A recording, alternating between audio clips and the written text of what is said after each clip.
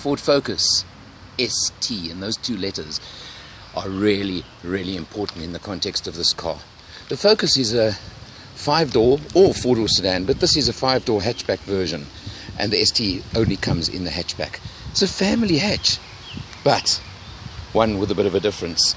And maybe you get a bit of a warning sign when you look at those red brake calipers behind the great mag wheels that you get on the car. As I said, a very usable body shape, 5-door hatchback. And if you come around, you can even look, good sized boot as well. Takes quite a bit of family luggage, and of course has the usual flap to fold down, and you can fold this back seat down 60-40 as well if you want. But this is the version with a sting in the tail, because the ST means it has 184 kilowatts and 360 newton meters of torque coming from the 2-liter turbocharged Ford engine. Really harks back to the days when Ford used to put out some cars with lots of show and not so much go. The Escort 1600 Sport of the late 70s was a great example. Now they're doing the show and the go, both of them in one package, and this is an interesting package. Behind the wheel of the Focus ST, it's a pretty interesting place to be, because when you start the engine, look at a couple of little things that happen. And it just tells you what's going on, and exactly you can see the full instrumentation you've got with the electronic. That trip computer, now let me go straight there and tell you this is something interesting. When you've got this kind of power in a car, you can't worry only about fuel economy. Done 540 kilometers since I got the car, you can see averaging 9.2 liters per 100. The figures I've read up that you day-to-day usable, achievable figures, well, they talk 8.8. I've got 9.2. I don't think it's too far off. The version we are in is the ST3 version. There are two versions of the ST available. Among the items you get as extras when you go upgrade to the ST3 is, of course, on the infotainment system, you get Sync 2, which Ford are very proud of. And you can see the screen over here. Very advanced, very usable, very user-friendly touch screen over there as well, which is good. Also on the ST3, what you do get is you do get a dual zone air conditioning system, as opposed to a single zone on the ST1. Power, output figures, everything else are exactly the same for both versions, so it doesn't matter which one you drive. There's a button over here, which of course is the DSC system, and you can switch that out if you want.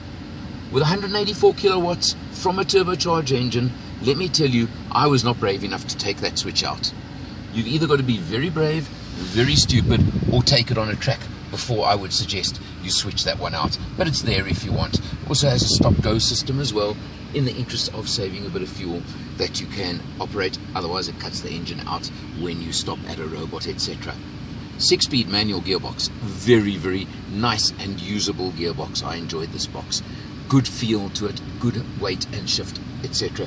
But not a heavy car to drive, as most cars are these days.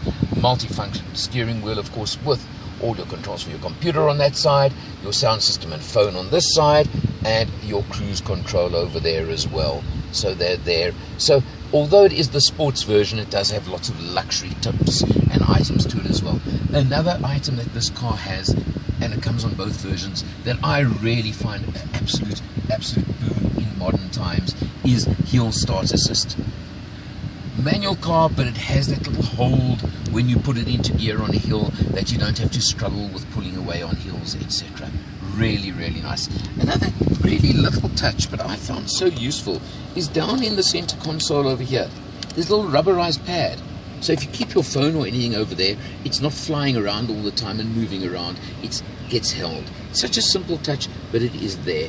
You've got, of course, USB and 12-volt outlets over there on the center console, and you've got another set of them in this little console over here as well. So you can operate all your electronic items these days, put them on charge, do what you want while you're in the car. Another item, of course, that the ST3 has is these Recaro sport seats. Full leather trim as well, of course, which is useful and nice to have. So that isn't a standard item. Now let's take a look what the back seat's like.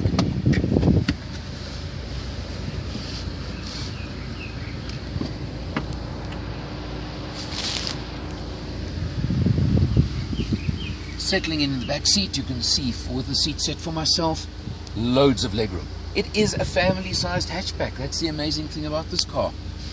Leather trim all round, as I mentioned, and it is a good 4 to 5 seater, there's no doubt.